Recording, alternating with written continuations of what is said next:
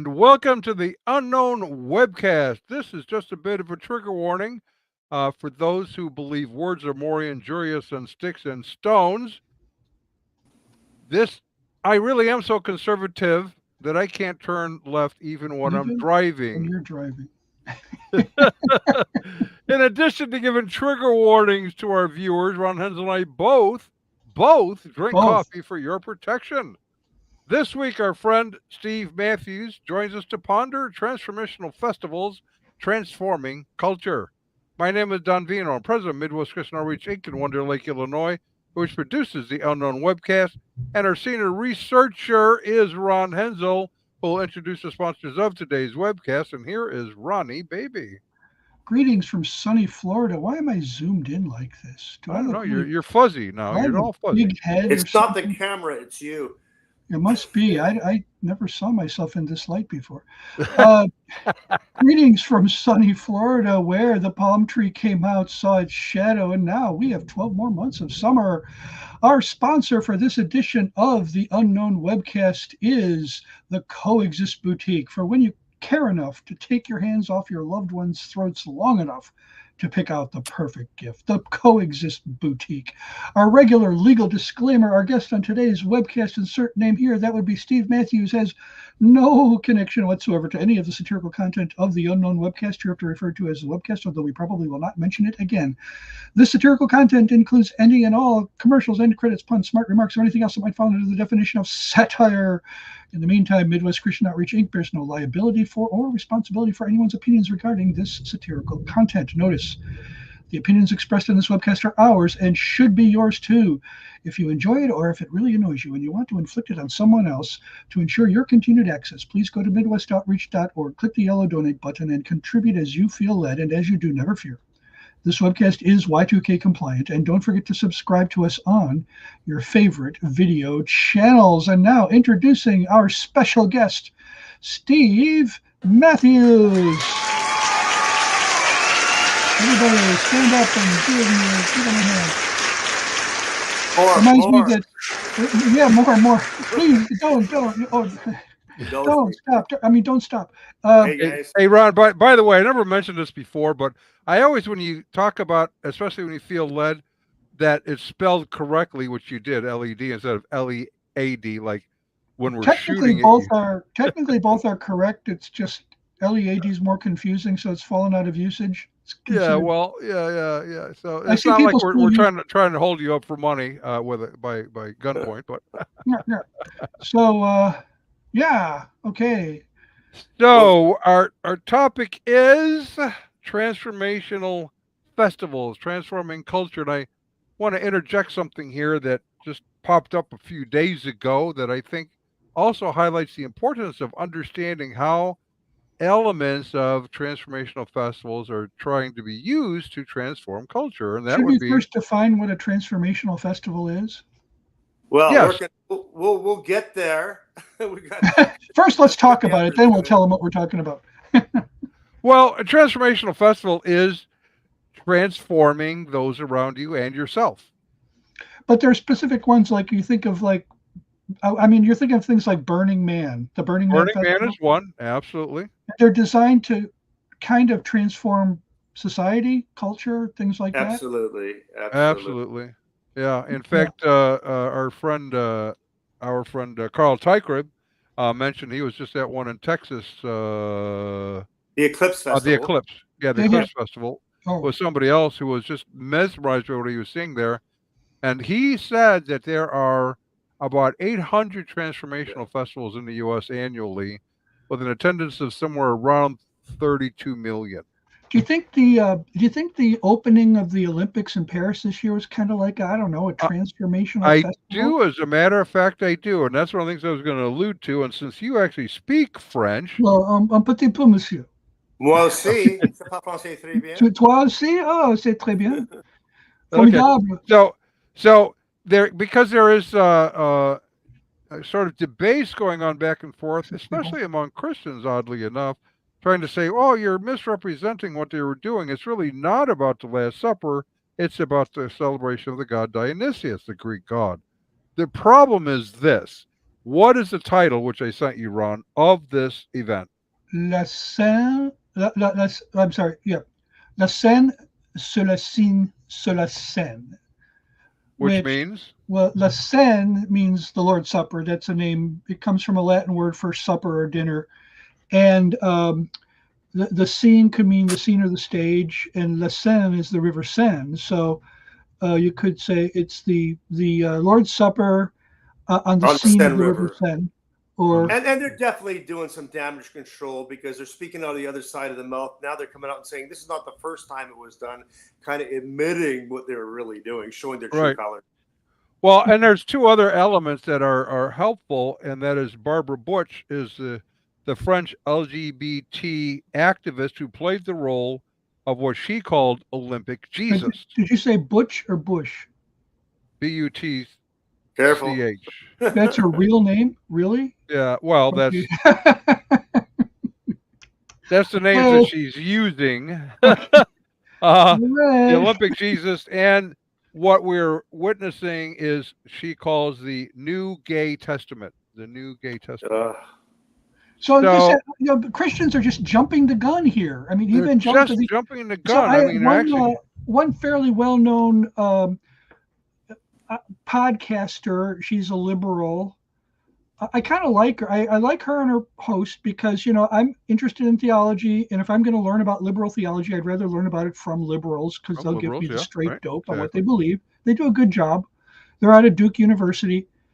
And she leads out with a post on X about, gee, has somebody written a book about evangelical thin-skinnedness? Because and she's doing it directly in connection with this thing. Evangelicals are so thin-skinned. So I posted a whole string of tweets or posts of Roman Catholics, Eastern Orthodox, and even a Muslim who was offended. Because they hold Jesus in high regard. He's one of their prophets, and her point was, why are you Christians so weak? Why are you putting up with this? Now, of course, we have a totally different way of approaching, church-state relations. Well, it's not exactly us who have grievance studies departments at the universities, is it? No, these people are professional people who want to be offended. So I think they've got that wrong. But hey, listen, before we do transformational festivals, I'd really love to do a little definition, if that's okay. That's what we want right now. Yeah, but not just of transformational festivals yet, more of worldview, because usually a lot of books will have an appendix where you can go, or a glossary to kind of understand kind of the concepts being talked about. And I think having a proper context and then going back would be best. So these transformational festivals have elements of postmodernism and New Age, but they're very much at its core pagan. So defining paganism, I think, is really important here. Paganism is a hugely rising movement.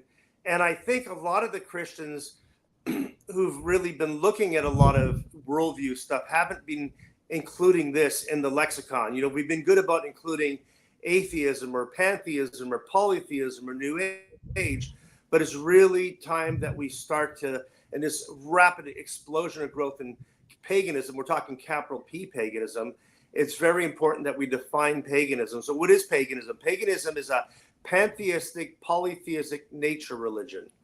A pantheistic, polytheistic nature religion. And they talk about, the earth is sacred. It's an earth religion. Man is divine. Nature is divine. Everything is basically divine. They believe in seasonal cycles. They believe in, sacred spaces and sacred geometry. It's very different than the New Age. They're both similar in the sense that the New Age also would believe in everything is of one essence, everything is God, but they do it more in a Hindu sense where you kind of manifest the outside reality, where paganism says, no, this earth and everything in there is very, very real. In New Age, the problem is we've forgotten the fact that we're God, and we have to employ different techniques and different methods, whether it's channeling or crystals or any of that kind of stuff, to try to remember our divine part. But in paganism, it's very different because they say it's very, very real. But the problem is we've forgotten our interconnectedness from nature. And a lot of people in the pagan community will mock New Agers as fluffy bunnies because their way of saying, it's everything is just manifested as stuff out there instead of the real, thing. Paganism is it's the old ways. It's the indigenous religion. So under the umbrella of paganism, these earth religions, you have Wicca, neo-paganism, you have shamanism, Druidism, and the Celtic religions, right? Celtic. You have, in a broader sense, you'll have Voodoo and Santeria, Native American spirituality. It's the indigenous religion before the gospel gets there. It's the old ways, the way of the land, the different gods, the pagan polytheistic nature religion. So it's very different. I think it's important that we categorize that, get a good handle on that, because when we look at transformational festivals and see the footprints of pagan philosophy, we're talking pagan with a capital P. It's a worldview, not just like the unevangelized in the sense of paganism. Right. Right. Exactly. And so you and I and Carl Tykrib, and there's about 15 of us maybe that Who get go it? to these kinds of festivals. Pardon? Very few people get what we're talking about here, and I Yeah, appreciate you doing right. it. And we Carl go to and I these on things. before. It's like we go to Paganicon, and we have a young man at our church that's kind of part of our group. He's been going with me, and he was kind of surprised by what they're actually doing there. Now, one of the things that we discovered that happened this past year, when Bill Hunsberger and I and several others were up there, was as we're talking to them and we're going to their workshops to hear what it is that they're claiming that they believe, is that they are honestly saying, we don't really know what the pagans believed and taught. We know they had their lore, but we don't know what it was. And so we're creating our own lore. So they're kind of backing away from making a historical connection to that form of paganism because they don't have anything. We did an article a while back. Some don't. Like what you'll find with certain groups, they try to reconstruct the ancient paganism. So, for example, in heathenism, there's much more archaeological literature because they deal more with the Saxon, the Norse gods. But like some of the older Celtic traditions, they don't have much. But that's what Wicca does. When the witch laws were relaxed in the 50s in England, they said we have to go back to this idea of mother goddess and the idea that back in the day that we were living in a matriarchal society, not a patriarchal society like Christianity brought, and they try to go and reconstruct things from bogus archaeological claims and stuff. So they do try to seek some kind of continuity often. Some traditions within paganism have a harder time than others. That's why I said heathenism can be more popular. There is more ancient literature on it than there would be, for example, on the Celtic traditions. But yeah, absolutely, it really varies on the pagan, but it's a growing movement. I mean, Pew Research and other people just looking at the explosive growth of it around Western culture, and it's definitely something that's expressed in Transformational Festival among young people in their 20s and 30s as a worldview, not just, and it's kind of a mix and match. You come to these festivals that are multi-day outdoor festivals. Some are held in the desert, like Burning Man. Others, like the Yaga Festival in Lithuania or the Rainbow Family gatherings, that would be out in the forest on national forest land. Others would be, in different places by lakes or, different places. It's not just held in one place. And the Envision is held in Costa Rica every year. That's in a jungle. So it's just an outdoor space to be connected with nature, to get away and to kind of go crazy in this giant kind of Corinthian, Mardi Gras party on steroids where anything goes. And they also, at that same time, they come with an open spirit. They try to have this connection. They want to, get involved in different pagan ritual. There's no kind of consistency to it, but they're looking for that transcendence, that enlightenment. And Burning Man is the largest and the best known of them, but it's not the only one. As you pointed out, there's absolutely hundreds and hundreds, mostly on the west coast of Canada, U.S., but they're out there. There's another element of this that is important and you're aware of. But again, because too few Christians are aware that this is even going on, they don't know the kind of characters that are involved with this. This is not just a bunch of old hippies gathering together to do old hippie stuff.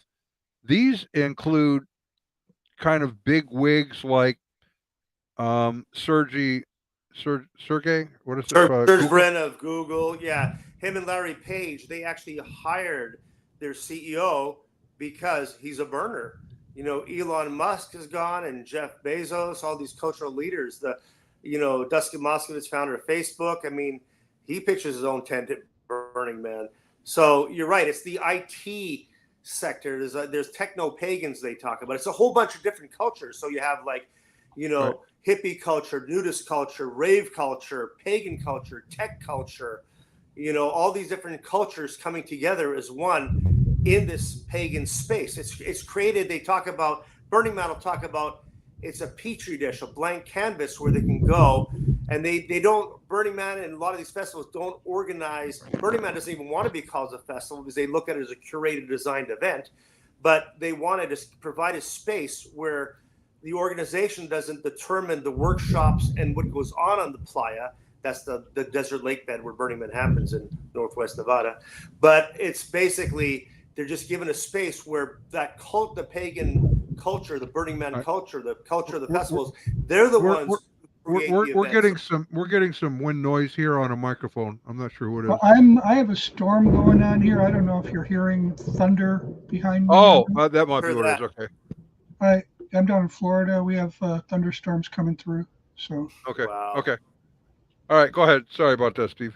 Yeah. So it's just basically they create the space for it, and then the attendees who come, the participants, they're the ones who create the events on the culture, on that at the event in that blank canvas.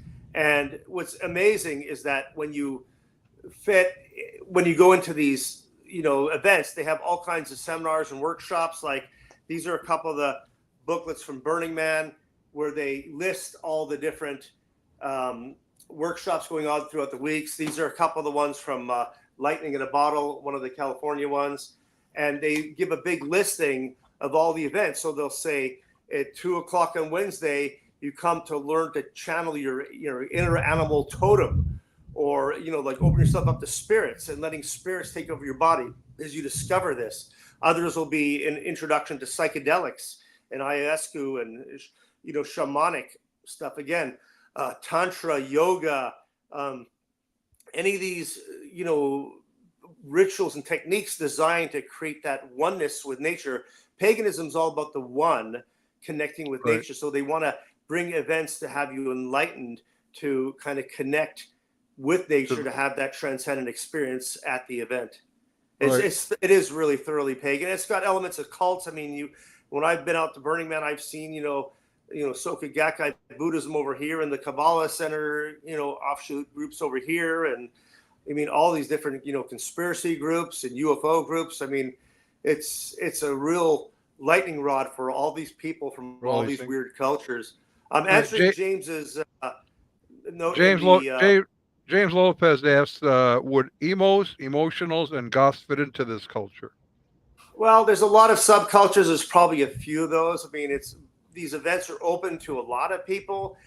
Goth that's kind of more of a musical tradition, and maybe some of that, maybe the emo more than the goth would fit in with their EDM. EDM is one of the big streams, electronic dance music, with its whole ritualized, dance floor where people are getting on there has become really important in that. So you have a whole bunch of different things there. You have visionary artwork, you have electronic dance music, and then there's a lot of drugs over there.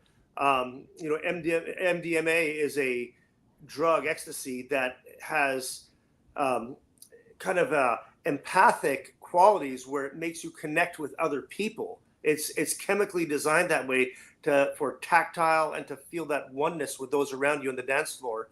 So that's kind of the thing. So they get you. That's the oneness too. So you get in this kind of rhythmic, hypnotic, trance-like situation on the dance floor, and there's a oneness there too. So you'll have music festivals that are transformative with a lot of the transformative elements, and then you'll have transformative festivals with also music as well. So there's a lot of overlap in these subcultures that go on. Right.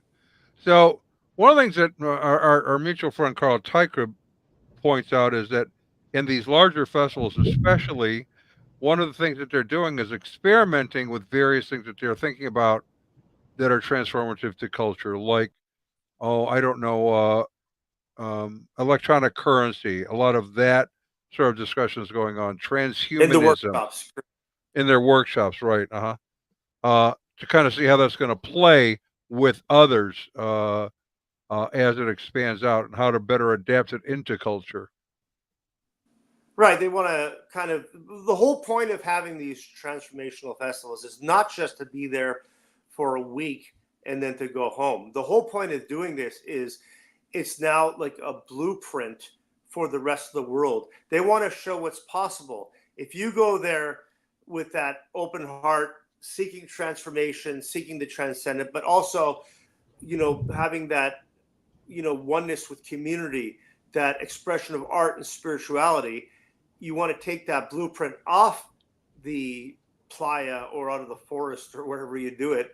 And then you want to take that, vision that you live for those few days back to day-to-day life, that you could transform society as a whole. Burning Man is now transformed into what they call the Burning Man Project. And the point of that is to take the 10 principles of Burning Man, which they had before the Burning Man Project, outward to take it home to the regular, what they call the default world. So when you go to Burning Man, you go on the playa, they call it coming home. They'll say, welcome home. The playa for those 8 days is home. But then when you leave to come back to our day-to-day life, we're back in the default world. So they kind of have this, they're turning everything on its head. When Carl and I were on before, we kind of went into that, on that. And I want to thank you for that, guys, because you're one of the few outlets who's actually looking at this, who gets it. You've had Carl on before talking about transformational festivals. Carl and myself were on for Burning Man. Now here we are looking at it again. And as this thing continues to grow and mushroom and spread, I mean, back when Carl and I looked at it, there might have been 150 of these festivals, but now, like in North America, the 800, right, it's and all over Europe. I mean, it's growing so quickly, and it's something to be reckoned with, because if we just sit by without giving answers, then it's going to continue to flourish. Well, from time to time, I consider going there, but there's two things that kind of hold me back. Thing one is a financial one, because we're a mission, and so we can do what we can do, and it's not inexpensive. It's like going on an overseas mission trip, expensive sort of thing. The second part is maybe more the reason why I don't be I more know what aggressive that about is. it.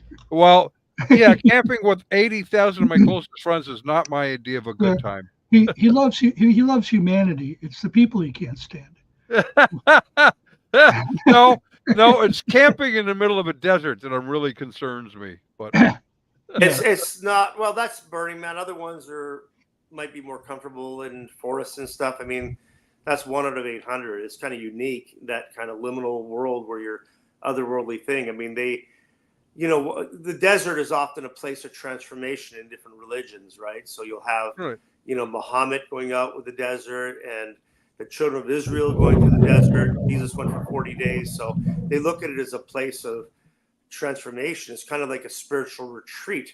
But Burning Man is an extreme example. It's got sulfuric lakebed dust and dust storms and everything. And it's not for everybody to go. Absolutely. It's a grind. I am very much into my comfort. So to me, like camping is not having an electric can opener. That's kind of my extent.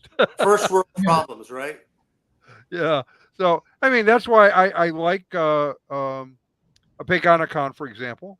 Yeah, pretty reasonable places to stay and that sort of thing. It doesn't mean I won't go, but or the Parliament of World's Religions. Love the Parliament of World's Religions. You got 8,000, 9,000 people from around the planet, from every religion you can imagine, engage in discussion, and are willing to talk. Burning Man is very different. Yeah, there's a lot of difference among these communities. I mean, they have that similar philosophical thread of the pagan worldview, but how they do it can be really different. The type of people that attend can be really different too. right.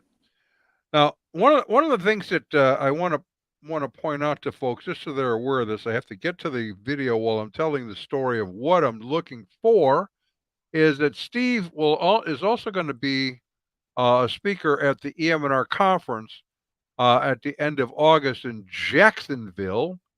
Here we go. And so here's a little promo of it, and it's a free will offering event, and we'd like to see you join us there. Here we go.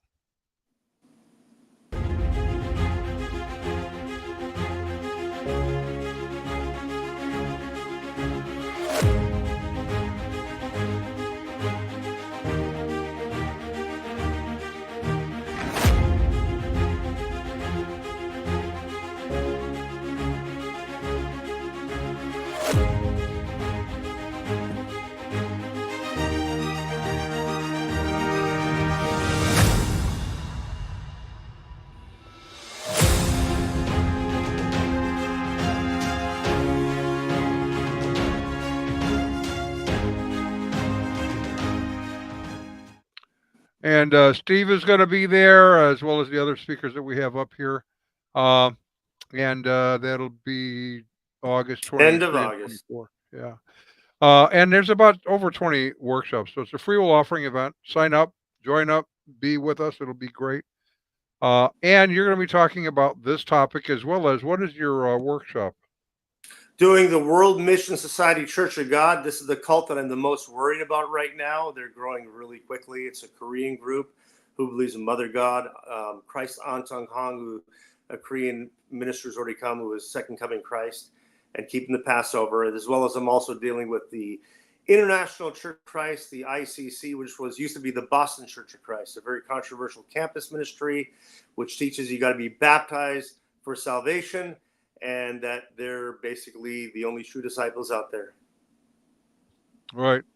Now, Ron, I guess Ron is having a big storm event going on at home. Maybe he got raptured. I'm sorry? Maybe he got raptured, Don. No, the internet went down. Partial rapture It'll be a theory. few minutes for it to come back up again. So we're going to fill up the time. So let's go back to the Burning Man. What is the biggest draw of the Burning Man, and why should Christians be concerned or interested even in the Burning Man? Well, as I said, Burning Man is, become in a lot of ways getting mainstream. Just like, like I tell people, like, Christians are often the only ones who use the term New Age, and New Agers don't even call themselves New Age anymore. Now they're like new spirituality or alternative consciousness. Basically, Christians and New Age musicians are the ones who call it New Age nowadays. I mean, you don't find that, you don't find New Age bookstores and everything like you used to see, years ago. Well, there's a mainstreaming, and this kind of view of paganism has quickly become mainstreamed. As I said, a lot of the big people in tech, the examples we gave, the Will Smiths and the Katy Perrys and the, Sting and all these musicians and actors and people who go to Burning Man. So it's a very influential movement there. You have businesses coming from Europe to study or the LA, the United States Association of Mayors, they'll go there to kind of study, the paradigm that happened supposedly so successfully on there. So it is an important festival. Why do people go? Well, people go for different reasons. Some people go for just the hedonism, just the nudity, the partying, the wild, crazy stuff that goes on out there. Other people go there as a, as I said in the previous show, as a blow-off valve mechanism, because they sit in their cubicles, with this chronic stress in IT, a lot of the techno-pagans, and then they want to, blow off steam. So they're going to get out of town for a week and just ride around on their bicycle dressed as a giant lobster or with weird body paint, just, have an alternate ply identity doing crazy things out there. And then some people actually believe, in the mission of Burning Man, the 10 principles to transform culture off the playa, and Burning Man's the place to do it. So people go for different reasons. It's obviously fun. I'll tell people, like, drugs, it's not good, but people don't do drugs because they don't think it's not fun. Obviously, they think they're getting something out of it. It's twisted, right. It's wrong, it's short-sighted, it's dangerous. But the same with Burning Man. I mean, it's a community atmosphere of inclusivity and acceptance. You can come up there as a stranger. There's no exchange of money over there, except for ice and coffee. But they'll feed you, they'll give you drinks, they'll include you in their camps, they'll love on you, and it's a counterfeit model of a utopic vision, but it's still an incredible experience. People describe it as life-changing and awakening when they go there. They kind of push themselves to do things that they wouldn't normally do. Like when people want to skydive, for example, some people will, get up there and say, I'm going to try something radical in my life to break those barriers down, to kind of transcend what's normally possible. Well, a lot of these events trying to, like firewalking, they try to challenge you to do things that you haven't done. And that's part of the danger, because they have you leave at these countercultural events that are against government and, capitalism and, traditional religion. They'll have you come there and forget your morals and your worldview and all that stuff, and just partake, a lot of the hedonistic things without barriers, which is kind of ironic because, a lot of definitions of spirituality, either in the East or West, it's about self-discipline, about denial. You think right. of the Buddhists or the ascetics, and it's about denying the flesh and focusing on the, your connection with the divine, whether in a Christian or a Eastern kind of way. But these people are very much about, indulging and just, whether it's experimenting with different kinds of drugs or alcohol or, occultic experiences or sexuality. Well, Ron has arrived again, and hopefully he's ready to do our sponsor. Yeah, I think, I don't know. I have no clue what you guys have been saying for the past several minutes. We just talked about you for the last 10 minutes. We talked about you, right? Yeah. Well, I figured, So that just reminds me of some questions when you say that. Those questions begin with, do you struggle with finding the right wine to bring to your cousin's pagan goat sacrifices? Do you wonder what to wear to your neighbor's neo-Nazi parties? Do you get anxiety attacks when trying to find the right picket sign to share with your friends from Westboro Baptist Church? Well, now you can say you're canceled to the uncertainty of celebrating special occasions with loved ones on opposite sides of the culture wars, because you can find the perfect gift for any ideology at the Coexist Boutique. This week's special deal, in honor of the 50th anniversary of Mao Zedong's Cultural Revolution, relive the days when university students subjected their professors to public shaming sessions in which they would break their eyeglasses and publicly rebuke them at great length for not exhibiting politically correct opinions and behaviors. Oh, wait, that's going on right now in the USA. And he froze up. Chinese prescription lenses and frames formerly owned by PhD and university administrators dating back to 1966 through 1976. The years of the Cultural Revolution at only 99 cents a pair. Get them at the Coexist Boutique for when you care enough to take your hands off your loved one's throats long enough to pick out the perfect gift. I don't know how much longer you're going to have me here because the lightning, I can see it through my window. It's pretty bright. And it Okay. might knock me offline again. Who knows? They might. But So get out to that Coexist Boutique, get the right wine for those pagan goat festivals. And it's cool. Jay Wiz says something interesting, Steve, that you might want to weigh on. There are promises of healing by going through new challenging festivals experiences. So healing is often confused in these transformational festivals because they kind of falsely equivocate emotional healing with spiritual healing. A great example of this is the temple at Burning Man. So what goes on at Burning Man is they create this large temporary community. It's in a huge desert lake bed. It's the flattest place in North America. It goes on hundreds of square miles. And for a week, they create this huge temporary city, Black Rock City. And it's like a giant horseshoe, and dead center pegged in there is the man, a large wooden figure about 40 feet tall on a 40-foot base. Different themes every year, so the base will be different.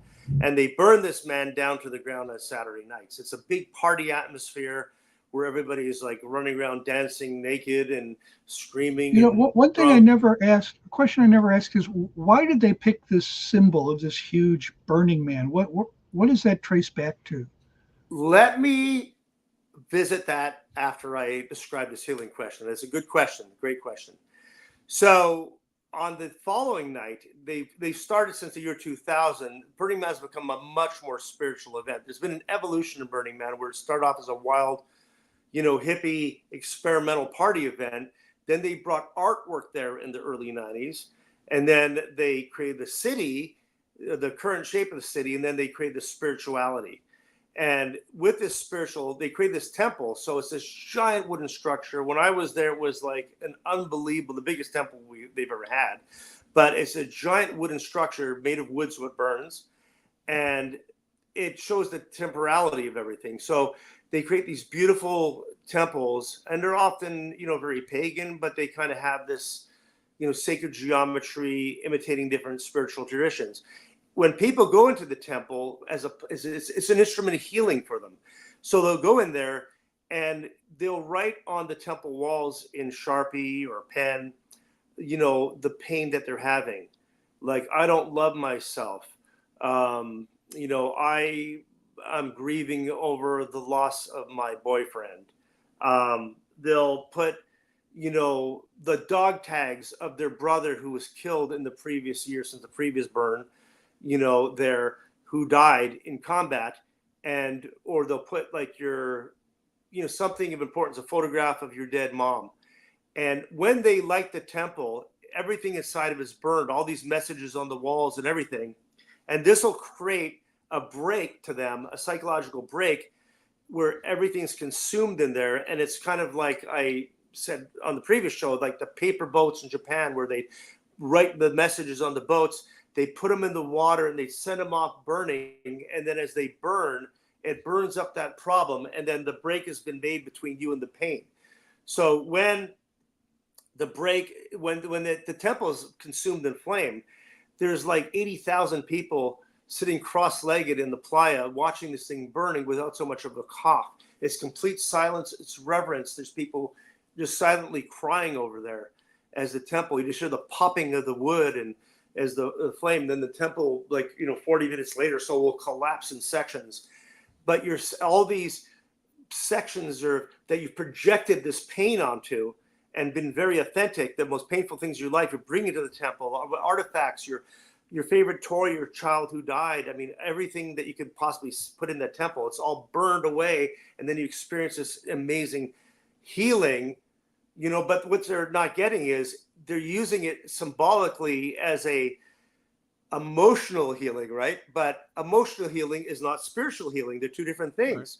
Right. You can be emotionally healed over, something you feel guilty about, but it doesn't, put you in touch with your creator. And that's where, like M. Scott Peck would say that in The Road Less Traveled, Right. that, spiritual healing equals emotional healing equals spiritual healing, which is just not true. So that's the thing. So that's one of the methods of healing. There's also a lot of healing rituals, whether it's, using different kind of,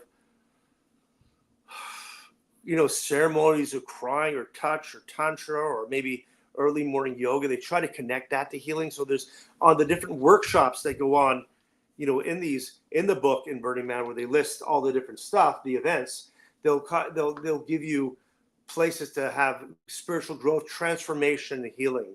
So this transformation is understanding your oneness with everything, that kind of pagan view, but also an emotional healing. Some people are not as spiritual going to Burning Man. They're just going there for the party atmosphere, to hang out with friends, check out great artwork, build artwork, be a creator in artwork. Some people are definitely going there for the spirituality. So it runs the gamut. They're not all the same. But in regards to your question, so I when I was researching Burning Man in depth, I interviewed basically everybody important from the history of Burning Man, right down to Mary Grauberger, who was burning art on Baker Beach, where Burning Man started. She would create these art installations out of driftwood, and she was teaching a class where Larry Harvey, the founder for Burning Man, his girlfriend was taking the classes. So he decided he's going to start to go out there and burn art on the beach. We would hang out with her and kind of see her burning this art on Baker Beach. And it was just a spontaneous kind of art thing. Well, I talked to Larry Harvey's roommate, Flash is his nickname, and him with Jerry James, the three of them, they built the man. And he told me the true story of what really happened at Burning Man. And the true story is, it wasn't even created originally as a man. It was a vengeful act of Larry Harvey, the founder, against his ex-wife. She was a Jamaican lady who had a child with him, and she wasn't letting him see his child. And he actually gave me a recording of the whole story, which I've had on different media before. But basically, he was saying that he was going to go and try to put this woman, it kind of had the hair and everything and hips, a bit different from the man of today. And he wanted to go on Patricia's front lawn and ignite the thing, because he was so mad at her, as like an act, like a sexist act of vengeance. He was burning her in effigy. He wanted to do that, but his friend said, "Don't do this. You're going to get in trouble with the law." So they said, "Let's just take it down to Baker Beach, where they do these things on the solstice." And a group of them took it down onto Baker Beach, where a lot of these hippies and people would meet, where a lot of electronic dance music festivals actually kind of got birth too. So it's kind of a hippie place in San Francisco. But they went over there and they set this thing up, and then there was a few people, and he said that was instant participation. Now, Larry and the official, often with different, Burning Man is not a cult. First off, it's just like Larry Harvey would say, we're not a religion, but we're a spiritual movement. And Marion Goodell, who's the new president, like CEO of Burning Man now, she says it's a way of life. It's a way of looking at things. Well, they basically have rewritten the history. A lot of cults will say, as you guys know, there's an official story and there's a true story. Just about every cult is done, right? They try to say, well, this is how we started. God came and did this. And then you start digging in. It never happened that way. The story of Burning Man is that Larry Harvey, for a spontaneous reason with no supposed merit, went down as an artistic move and went to burn this man on Baker Beach. But that is not the real story.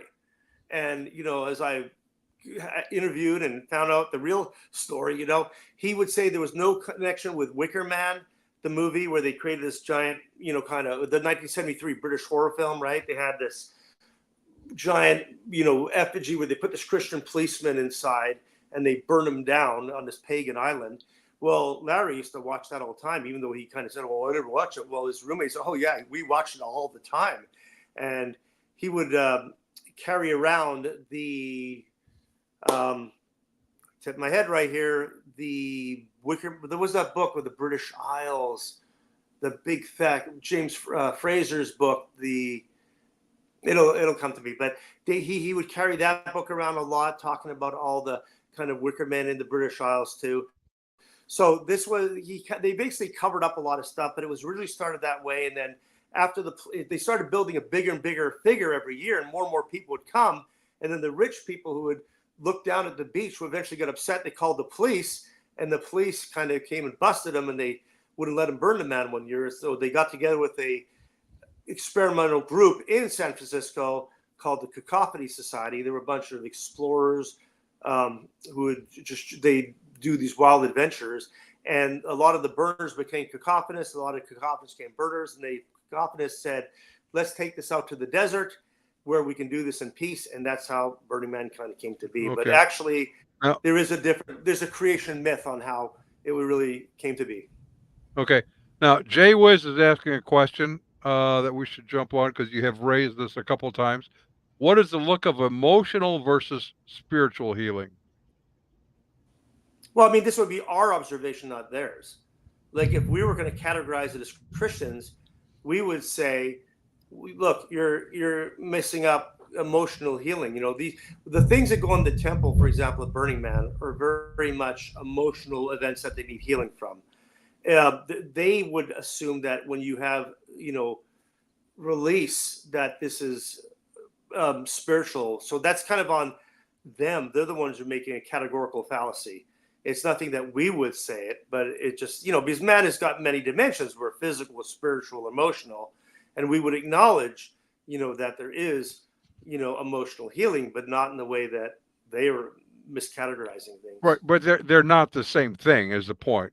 Emotional healing, Burning Man, maybe that you feel better or you resolve the personal issue that's bothering you, whereas spiritual healing is your connection to God, communion with God. We haven't see. Here's the thing: Burning Man is, when you study these different groups. Like, I like to study a lot of the new groups because no one's doing them, and it gives you a chance to break ground on things that haven't been really asked before. Well, one of the main ones for Burning Man is, what is the nature of spirituality? It kind of forces us, this pagan kind of worldview, to go back and re-examine that's that question in a new kind of way. What is the nature of spirituality?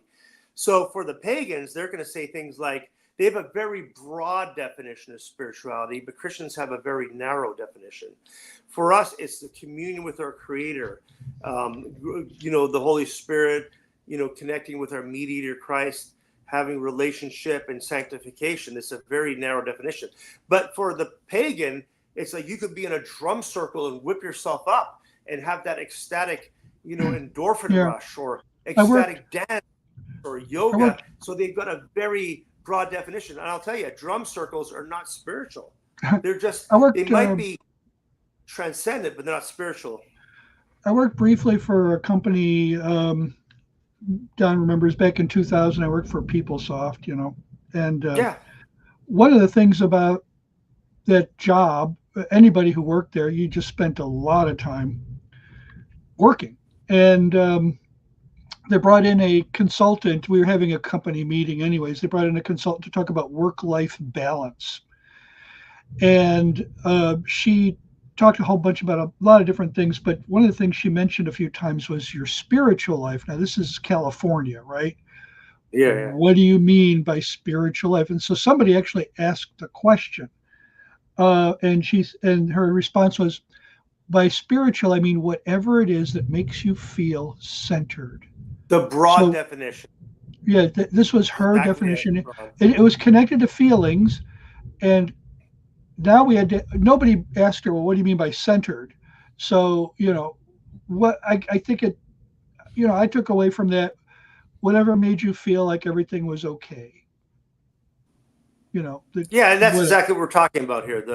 The broad definition versus the narrow definition. So we got to convey to the pagans who have a very broad definition of, spirituality. No, it's actually much more narrow. So Christianity is very exclusive. We believe in the law of non-contradiction. We don't say everyone goes. We do say Jesus, the way, the truth, the life.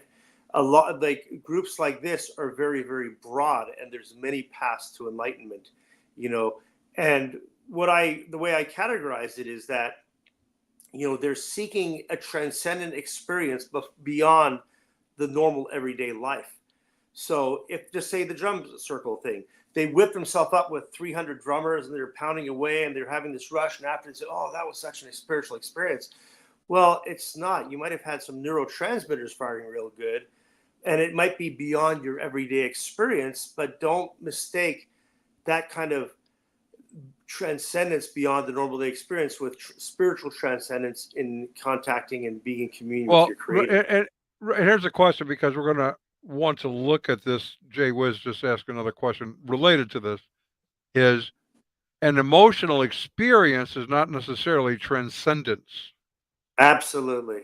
right? And so he's asking the question then, uh, where else do we transcend if not spirit? And then he continues on with, That's you can do it in maybe many ways. transcend is a deeper emotional state.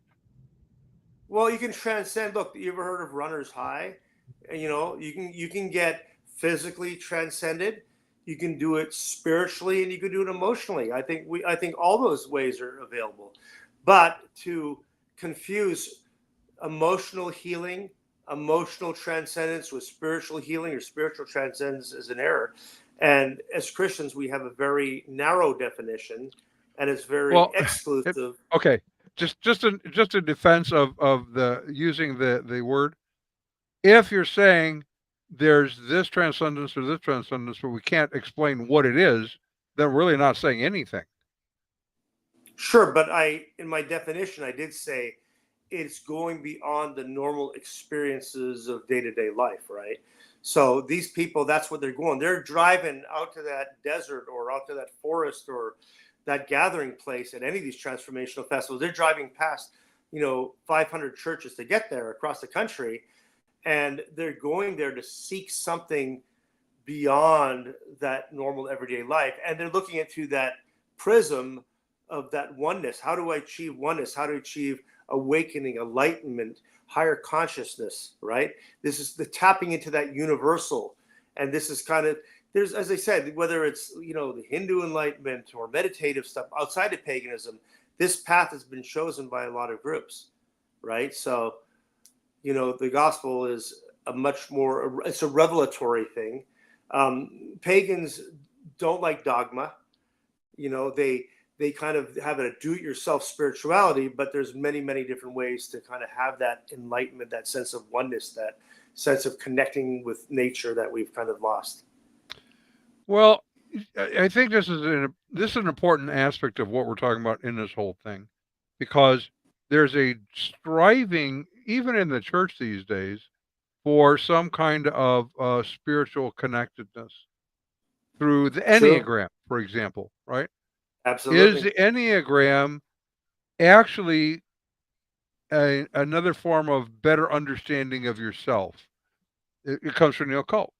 Is what about LSD? That's a new thing again on the rise. In fact, the Parliament of World's Religions, not LSD, but um, it'll come Ecstasy. to me. Pardon? Ayahuasca. Ayahuasca, yeah, ayahuasca is advocated by Richard Rohr and others as another sacrament of the church.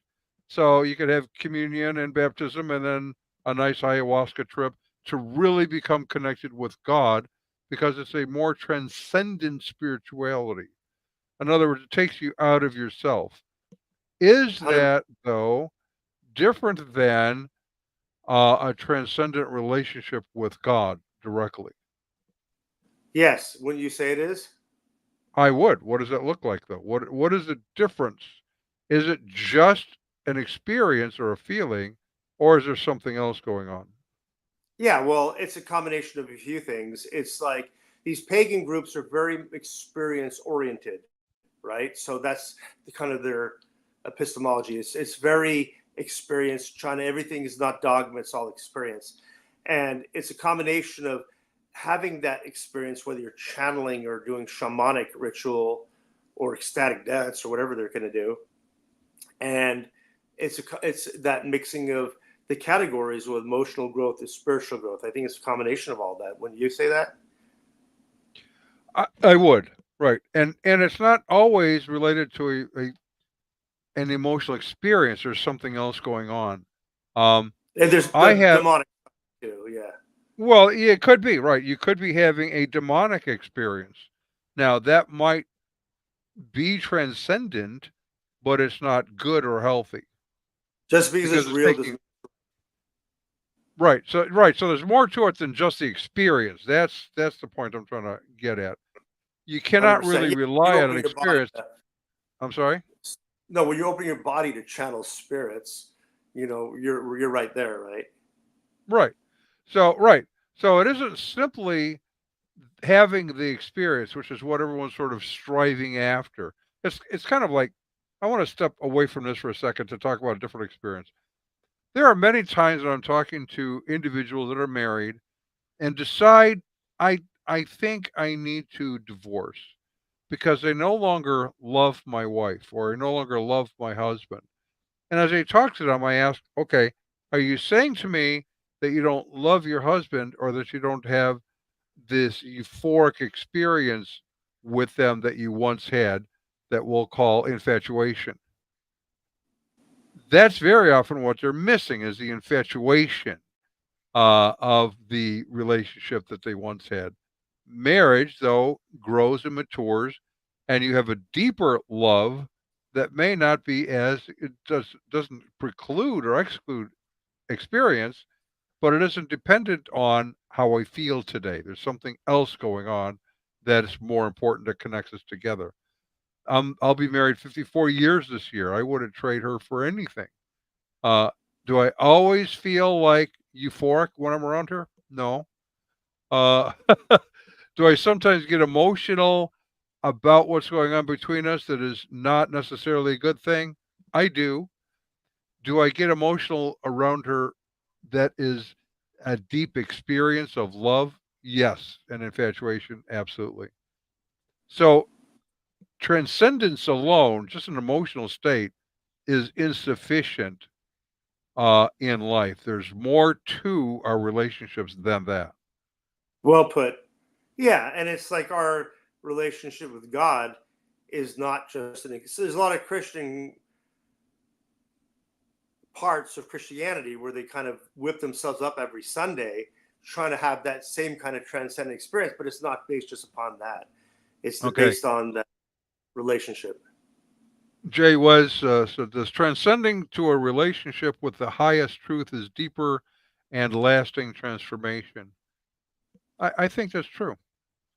The deeper our relationship with God is that we have, the more lasting transformation occurs. And biblically, we are being shaped by the Holy Spirit that will be more like God in the process. Sanctification. Right. Right. And, Right. and we're not an experience-based religion. Their experience might accompany, the Christian walk, but where paganism as a worldview is entirely fixated on experience and trying to experience as oneness. Right. This is a Now, good discussion we as have we're very kind often. of getting near the end of this, I want to do two things as quickly as you can. You've mentioned several times the 10, I don't know, principles of Burning Man. What are they? I don't have them all memorized, but basically it's radical self-expression, radical self-reliance. So when you're going out to the desert, you got to kind of make it in that harsh environment. Radical self-expression means go out there, do anything crazy, obliterate your norms, whether it's nudity or dressing up or just standing there with a TV on your head. It's been done in Burning Man. I mean, all this kind of crazy stuff. It's leave no trace behind, where you go there and then you're going to have the desert go back to a pristine condition. A decommodification where there's no selling and buying or advertising or market brand stuff.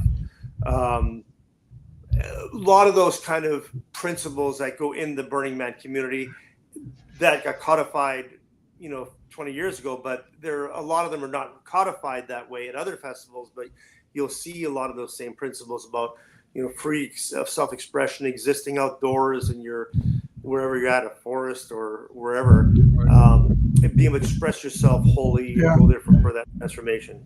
That radical self-reliance seems different. I mean, it seems out of step with the other principles, which seem mostly uh, what we would call leftist, left wing.